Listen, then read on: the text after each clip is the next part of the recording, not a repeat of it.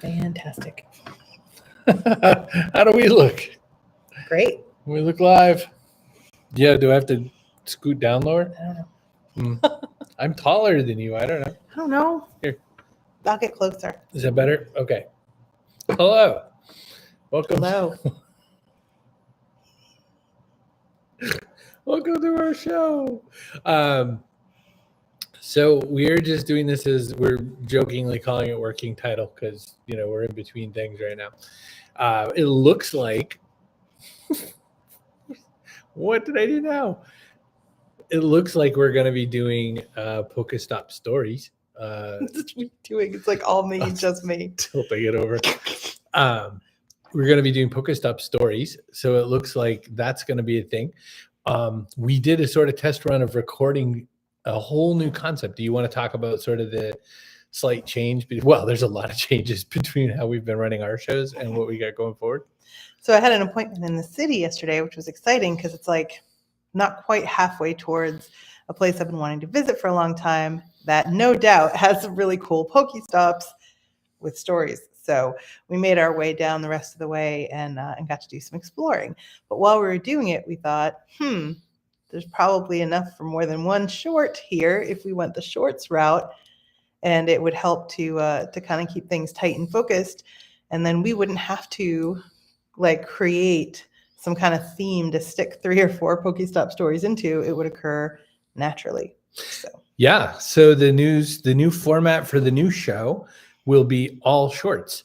So some people love long form content, so that'll be, not so happy for you, but so many people consume YouTube shorts. Numbers are crazy different, aren't they? Yes. So for example, I've got a video show I promote for work that gets, I don't know, anywhere between say 10 and 25 views. Not that it's been up all that long, right? A couple months, maybe at the most. But the shorts, some of them can just take off and get 2,500 views. It's kind of crazy. And obviously your average view duration in terms of percentages, people are going to watch the whole short, whereas they might punch out of a longer form thing a couple minutes in, or use chapters to just go to one specific part and then go away, and then you never see them again. Right. So Leslie says hello, and Chloe says happy Friday, and Jackie says, are you wearing shorts though? Inquiring minds want to know. Are you? Nope. Sort of a khaki business pants, most boring look in the world. Just, are they clean at least? Ish. I might have worn them more than once this week. Oh, speaking of Leslie, I have this thing. Oh no. Why don't you keep talking about the shorts? This is going to go really good. Hold on. We're just trying to move it up to do something. I'm trying to get out of my throne.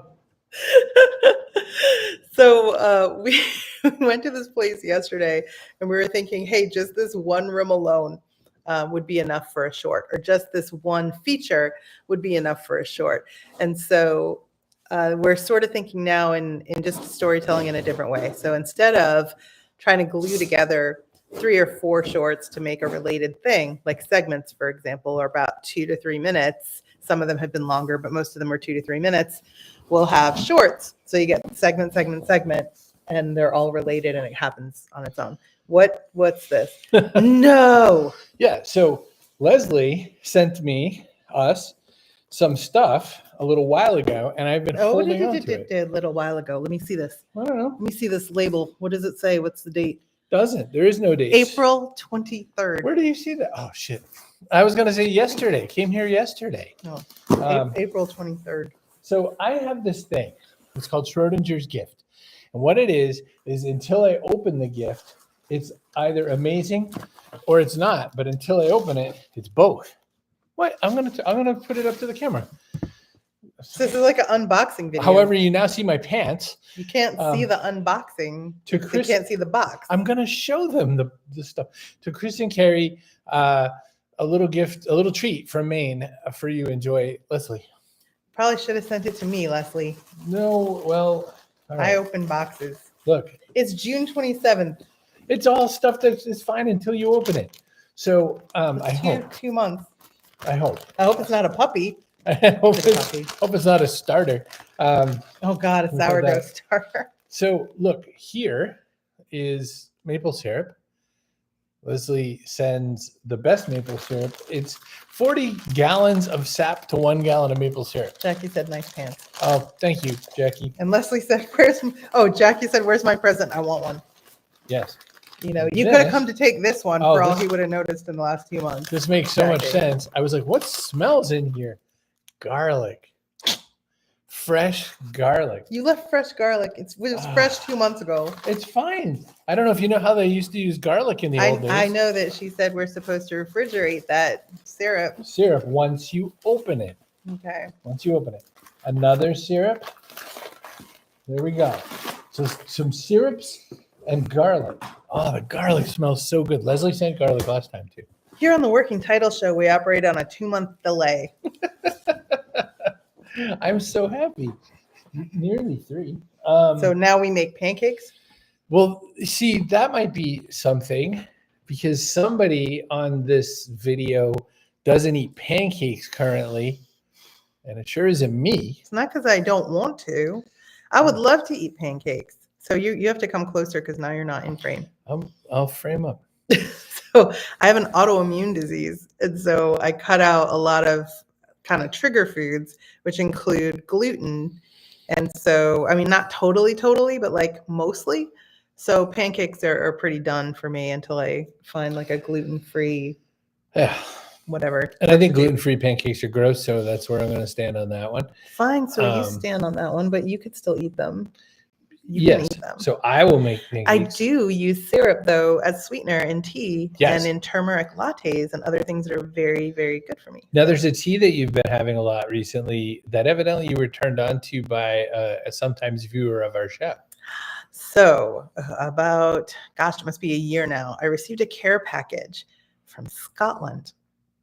One Chloe Forbes Kindlin sent me a whole variety of treats from there.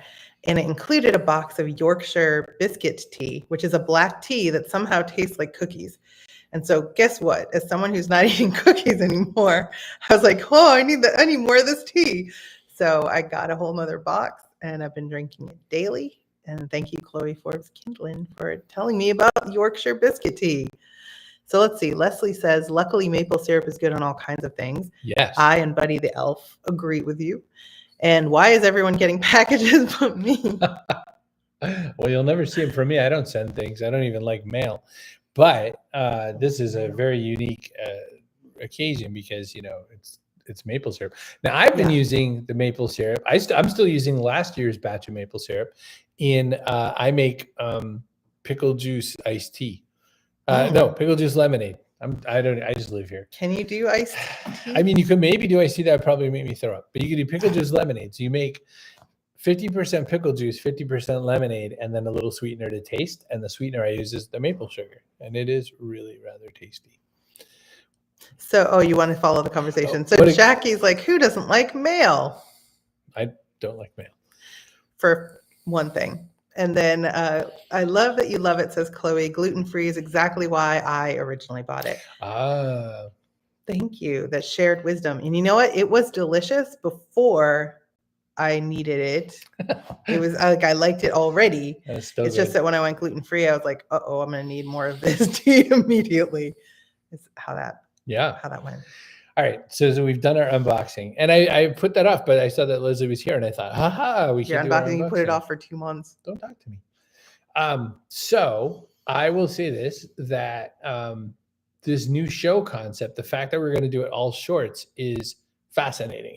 I haven't done all shorts. I make shorts to promote my main channel, but I make shorts to promote my main channel. I did not understand the idea that you could run a whole show that way. So I think that's fascinating. I've seen channels do it. It's funny because the channels I've seen that do it, there's the way I came across them was because there's a guy named Jack's Films who criticizes people who react to other people's content.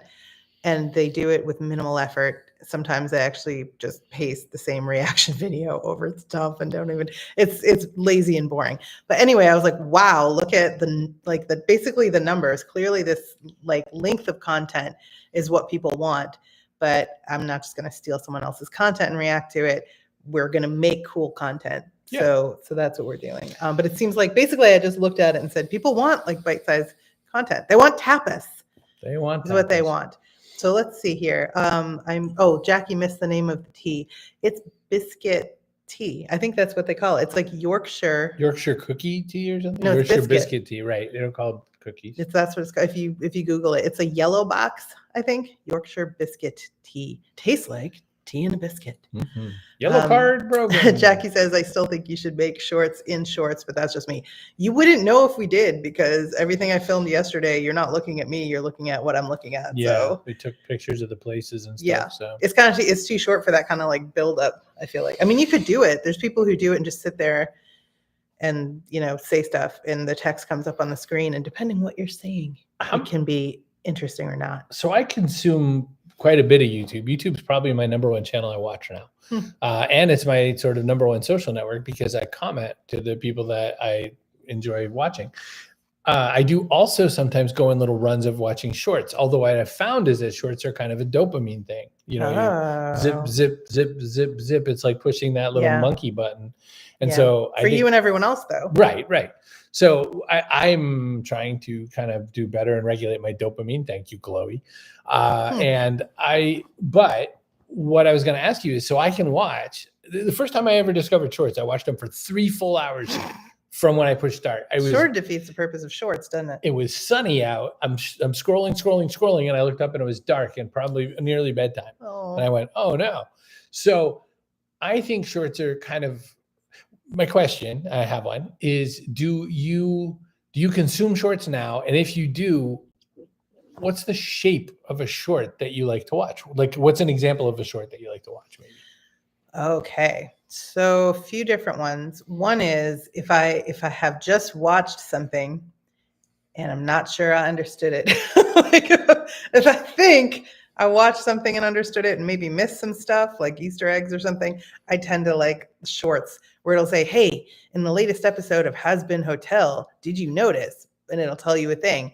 And it's 30 seconds to a minute. Shorts can be as long as 3 minutes. These usually aren't. So I like to go, oh yeah, that's pretty cool. I didn't notice that happened so fast or whatever. So that's one kind. The other kind is little bite-sized pieces of history. So there's channels that do history, long form, and I watch some of them. But the shorts, when I have like a minute or two between meetings and I just want to think about something else to sort of transition from like, I don't know, SEO to whatever my next thing is, then I'll look at it and it'll be something like, hey, so Anna Karenina, here's a short about that book and some people it was based on. Did you know this, this, and this?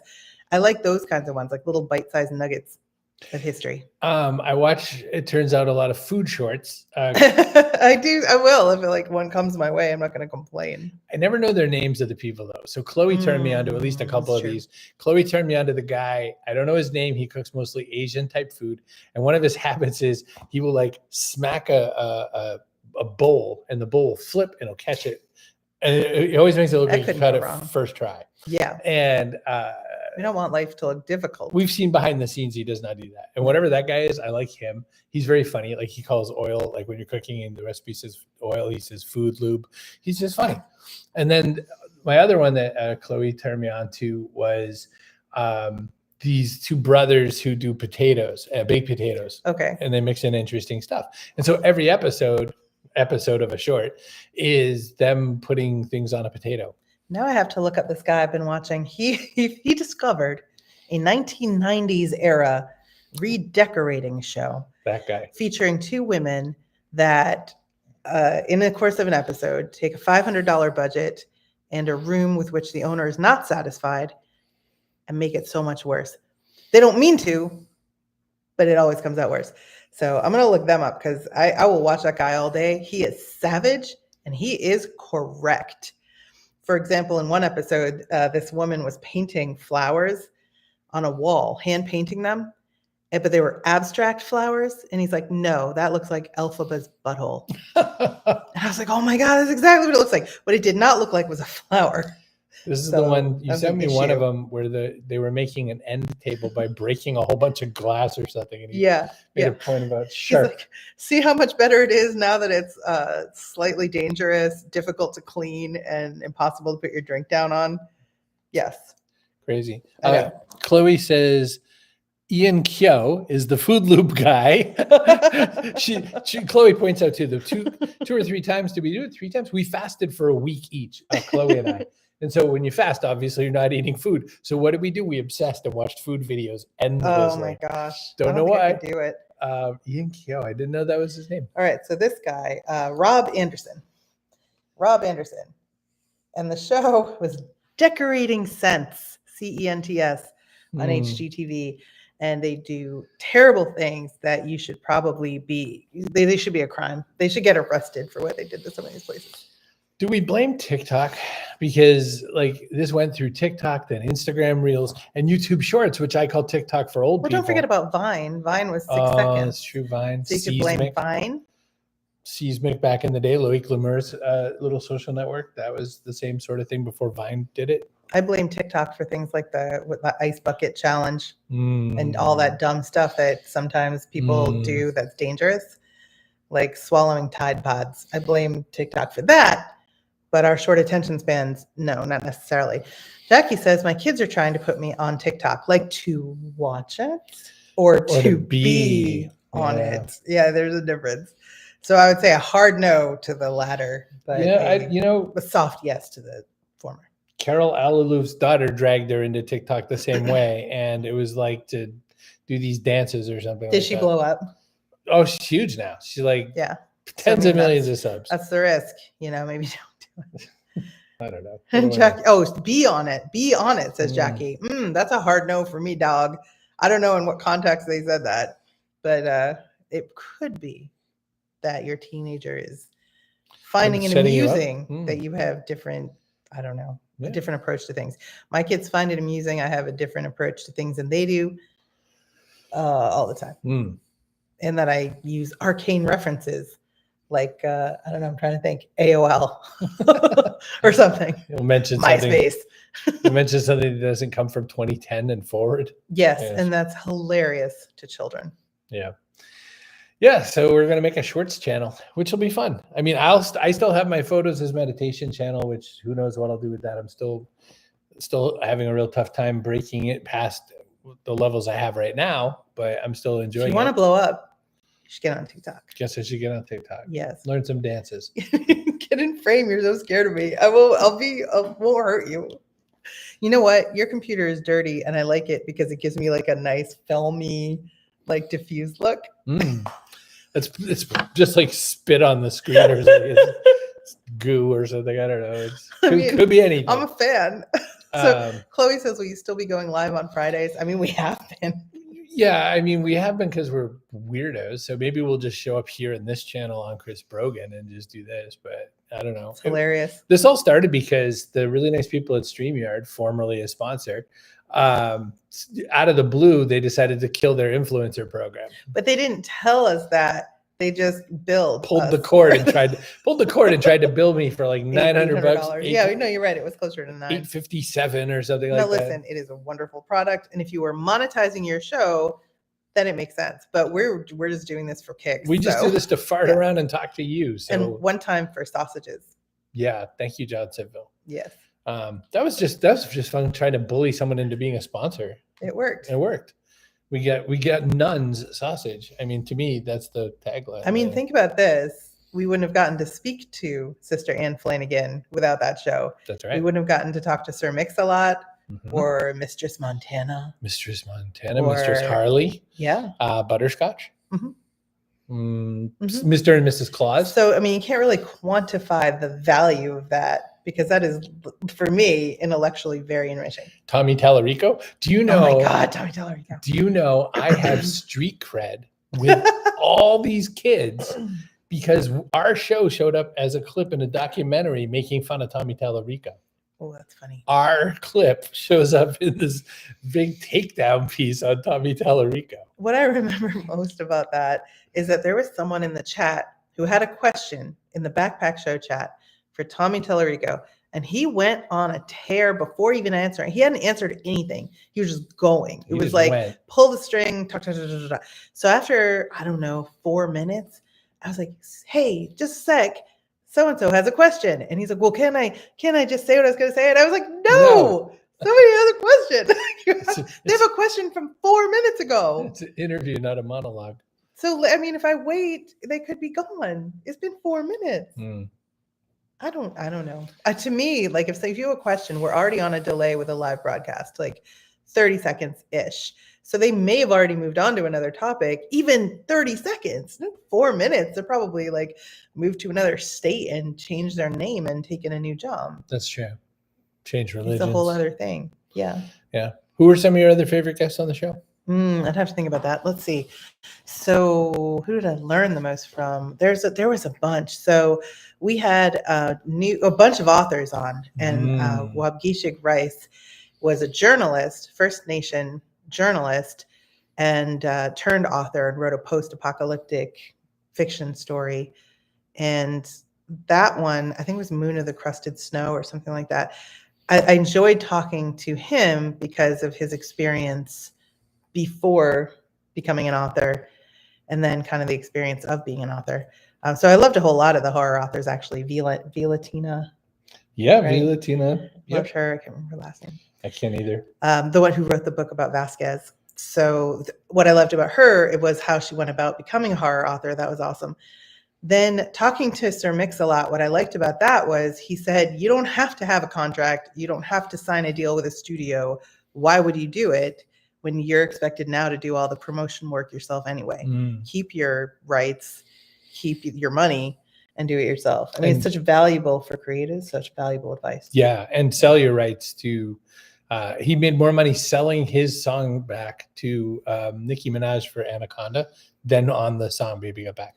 It's insane. So remember when we had this bananas week, we had the Oral Knots on, who I love. They do all kinds of stuff on YouTube that I love. So go check that out. And we also had the original voice of Siri. We had her on. Susan something. Yep. We had another voice actor on the same show. Was it Justice John John Bailey. Oh my God. Epic That was voice crazy. guy. Epic voice guy. Yeah. We had this one insane week that was like a banner week would be for any show. And we were going live like 5 days a week at that point. 2 guests a show. And that week was probably like my favorite week for content. Yeah. Ever. So who knows? Come on, next pandemic. It'll be like the repacked backpack show. We'll go back and do it again. We do it all again. The roller bag show. The roller bag show. The satchel show. Satchel show. We could do the, what do you call those? Oh, can you just do backpack is back or something? Backpack is back. It was a lot of fun, and anybody I could dream up, I could find that would come on the show, like an Irish sheep farmer. Oh, let's see. Hip packs are in. Oh, fanny packs? Oh, like fanny No. packs? No. I'm sorry. That might be an old attitude, but some traditions just won't die. Horacio Garcia Rojas and Fatima Molina. So I loved him. And what I liked less was you screwing around backstage, like talking in the chat with him and completely ignoring the actual show going on. I was being so bad around you. He was so nice. We had fun. Oh my gosh, Nancy Harhut. There's so many. Yeah. Nancy Harhut and her behavioral science tips I use pretty much daily in content. They're all about persuasion and neuroscience and shortcuts people use to make decisions that you can kind of slide in, not to manipulate them into doing something they don't want to do, but into kind of like reminding them they actually do want to do this. Like it actually is a good thing. Yeah. They get there faster. So it's pretty cool. I don't know. Do you have a favorite guest? Besides Horacio, I would say, there's a few that really surprised that I liked them. We had a rule that we weren't going to talk to marketing turd heads. It's true. And I was thinking there was a couple of marketing turd heads I kind of like. Dan Pink was fun. I liked Dan Pink. Remember, he was out in his little, back tiny shed or something like that. Mitch Joel. Mitch Joel's Joel nice. is always fun to talk to. Yeah. And he's coming up on the 1,000th episode. Of his podcast. So that's insane to think about. Like 1,000 episodes. So many fun shows. I love the varieties of guests. Don't forget the games. Oh, our man. See, that's the thing. So Eric Poses, who created Loaded Questions, was a lot of fun. He would give us custom questions. If we had like a holiday episode or something, he would write some custom ones for us. He would come on and play the game with us. Yeah. He would send us new concept games I mean, that guy he's just a blast. He was So a sweetie. yeah. So I guess that's what I miss about the show. It was a large lift production wise. Yeah. And we needed the software we needed, but I learned so much and had so much fun. So those are the good days. Yeah. The bad days were I called someone because she wasn't on and we were supposed to be going live in like mere minutes. And she was at the dentist. Yeah. Which is just like being ready to be on our live show that we planned and scheduled and all that sort of a thing. At the dentist. Yep. And then at least every other week, I'd get someone who's like, well, can we move the time? No, it's live. I don't do it live. So no. Yeah. And we had occasional guests that we just thought were going to be cool and they were just dead silent. Or we had that woman that sounded like she was talking from another room when she was talking into the phone, the Star Trek. So she was great. Her content, I mean, she had such valuable experiences to share, but her audio was just hot garbage. And sometimes you can coach someone around before you go live. Sometimes there's nothing you can do. So in that case, there was nothing we could do. And it was like nails on a chalkboard, some of the audio stuff. So I don't know. So it had its ups and downs, but I would say mostly ups. Mostly. I think so. Yeah. We should get on out of here. If you say so. Ask Chris why he is banned. Why are you banned? Because Jackie, who is a lot too much of a human, decided to start a podcast last night because, several other things she's evidently doing. Okay. And was like, I got this marketing turd head and this marketing turd head and this marketing turd head. And I'll come and ask you. And I said, nope. I don't want marketing. I doubt she said that exactly. She didn't say it the way I said it, but no. She's doing a show where she's going to interview all the marketing turd heads. And so I said, no, I don't think you should. Go find some cool weirdos, Like we found Philip Ashley Ricks, the chocolatier. She wants to do a marketing show. I know, There's nothing wrong with doing a marketing show. I told her, do the thing you want to do. Yeah. You do you. So, I hosted Marketing Smarts for 8 years. How did that go? Amazing. You were very award winning. Yeah. They don't give awards. And if they do. did, those awards would be stupid. So you don't do it for awards. I do it to learn. And I really enjoyed that, like learning. I did it for sausages. Specifically about every aspect of marketing. I talked with a guy who specializes in naming. So naming for agencies, companies, products, I guess book titles to an extent. But I mean, that whole category, just one category. Another guy about programmatic advertising. And then, other higher level stuff like branding and whatever. But I got to talk to Alan Alda doing a marketing podcast. That's pretty cool. So don't let him bully you out of your marketing podcast idea. Don't. Marketers are idiots. Okay, we got to go. I have this and I have very smelly, delicious garlic. What's her last word? I can't believe she has the last word. I didn't ask him to be on it. I told him he would be on it. Oh, yeah. Still not. He responds so well to being told what to do. Boy, do I. All right. Good show. Thank you, everyone. Working title. Oh, I hit the wrong button.